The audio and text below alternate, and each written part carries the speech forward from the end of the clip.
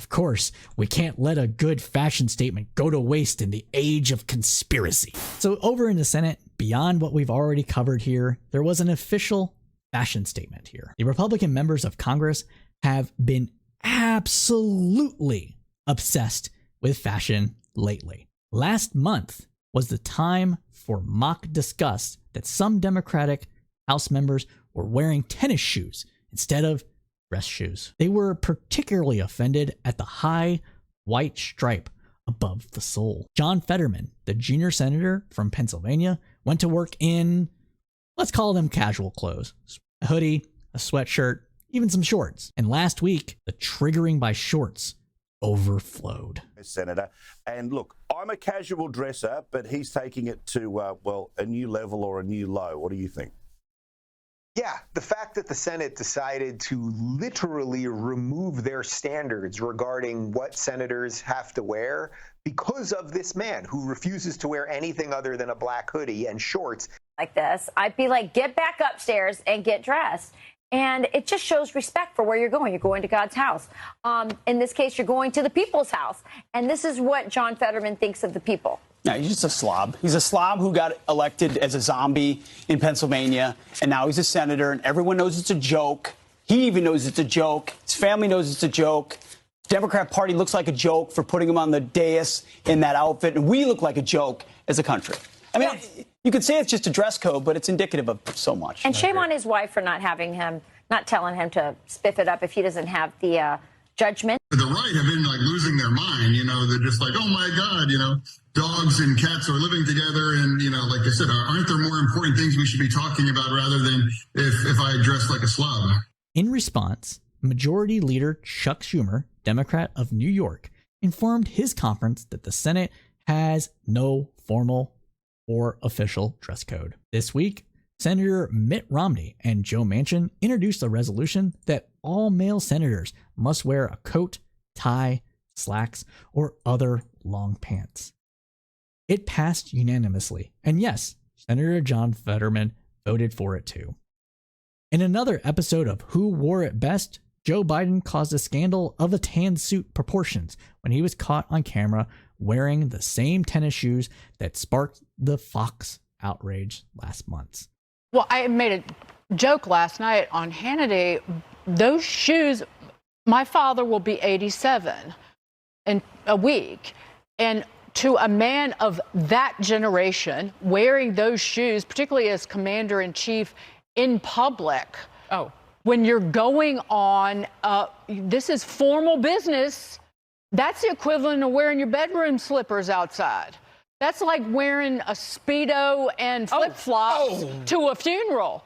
The horror of it all. The story, though, went viral, of course, because we got nothing better to cover, obviously, and it became breaking news. All day long, right-wing media spheres said, quote, they're making him wear them so he doesn't fall down.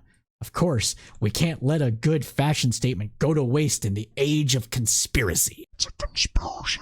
Joe Biden is old. Well, no fucking shit he's old. Fucking 80.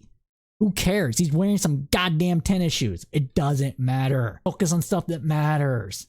And legacy media, for their part, lost what's left of its collective mind, speculating that his footwear reveals the president's cognitive decline. Because everybody is in the age of conspiracy. For the legislators who have decided their only job is political theater, though, maybe the costumes are important. A certain je ne sais quoi, if you will. A statement of, I am important. Look at me, I wear a suit to work. Meanwhile, most of the rest of the business world is dressed like I am right now. I went to work in this. I went to work in this shirt. Not with the stain. The stain is, I don't know what happened. But I went to work in this data shirt. I work at a tech company. This is what we wear now. I work with executives on a regular basis. They wear the same thing. No one cares anymore, guys. It doesn't matter. For their part, Axios spent several paragraphs in breathless breaking news explaining that the president is working with a physical therapist to help his gait and keep him from a disastrous fall before the election. Shoegate was of such grave importance that the story completely overshadowed Former President Trump calling Joint Chief Mark Milley a traitor, suggesting that he could be executed, and the fact that Trump pledged to investigate Comcast NBC also for, you guessed it, treason. These were those Twitter X clone things that Trump puts out into the ether in his giant screed where he's like, we used to execute people back in the day for what they tried to do to me, which is nonsense. It's just stupid.